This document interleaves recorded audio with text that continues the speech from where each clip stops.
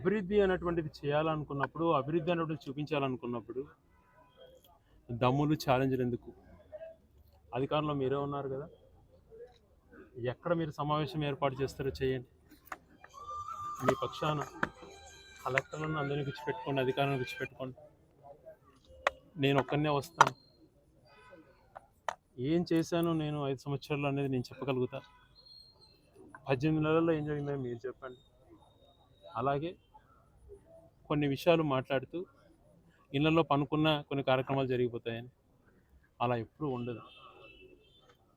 గౌరవనీయులు, ఈ ప్రాంతం నుంచి దేవుడు ఇచ్చినటువంటి మంచి అవకాశం మీకు. మొట్టమొదటిగా పెద్ద పదవి పొందినారు. నేను ఏ రోజు కూడా పేరు కూడా ఉచ్చరించలేదు, కానీ చెప్తున్నా ఈరోజు పెద్ద మాటలు మాట్లాడుతున్నారు కాబట్టి. ఏ రకంగా ఈ ప్రాంతాన్ని డెవలప్ చేయాలన్నటువంటి తపన మనకు ఉండాలి. ఒక ఆర్డీఓ ఆఫీస్ ఈ ప్రాంతానికి వచ్చింది అని అంటే దాని వెనకాల ఎంత కృషి చేశాము. ఒక ట్రాఫిక్ పోలీస్ ఇక్కడికి వచ్చింది అంటే ఏ రకమైనటువంటి పత్రాలు ఇక్కడి నుంచి కింద నుంచి మూవ్ అవ్వాలి, ఏ రకంగా అప్రూవల్స్ తెచ్చుకోవాలి.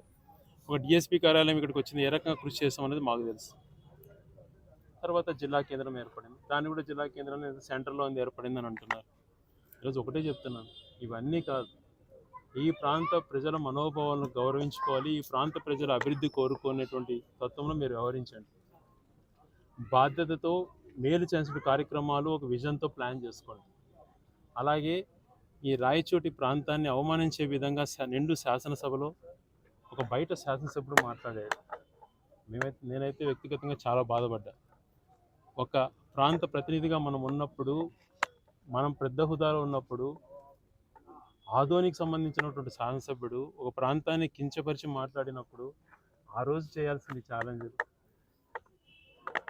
అలాగే ఈరోజు మీ అధ్యక్షన జరిగే క్యాబినెట్లో జిల్లాని విభజన చేస్తున్నారన్నటువంటి మాటలు వినపడుతున్నాయి. దాన్ని ఎలా ఆపగలుగుతారు అన్నటువంటిది ప్రయత్నం చేయాలి. దానిపైన ఏంటి మీ వ్యూహము అన్నటువంటిది దానిపైన ఆలోచన చేసుకోవాలి. కానీ తొడలు కొడతాం, మీసాలు చెప్తామంటే ఎవడు ఇక్కడ బెదిరేవాడు లేడు, భయపడేవాడు లేడు. మా వంతు కార్యక్రమంగా ప్రజలు బాగుండాలి, శాశ్వతమైనటువంటి అభివృద్ధి జరగాలి, మన దగ్గర నడిచేటువంటి వాళ్ళు ఒక జీవితాలు కూడా బాగుండాలి అన్నటువంటి ఆలోచన విధానంలో మేము ఉన్నాం. సో అలాగని ఏదంటే అది చేస్తామంటే ఎవరు చూస్తూ ఊరుకోరు. ఎవరి ఇది వాళ్ళకు ఉంటుంది. విద్వేషాలు రెచ్చగొట్టే విధంగా ప్రవర్తించేదానికన్నా మన యొక్క బాధ్యతగా ఏం చేయాలి, ఎలా ఉపయోగపడేటువంటి సందేశాలు మనం తీసుకునేది ఆలోచన చేస్తే బాగుంటుందని తెలియజేస్తాం. ఈరోజు అభివృద్ధిపైనే మీకు చర్చ జరపాలి. దమ్ము దానికి అవసరం, నాకు దమ్మేం అవసరం లే.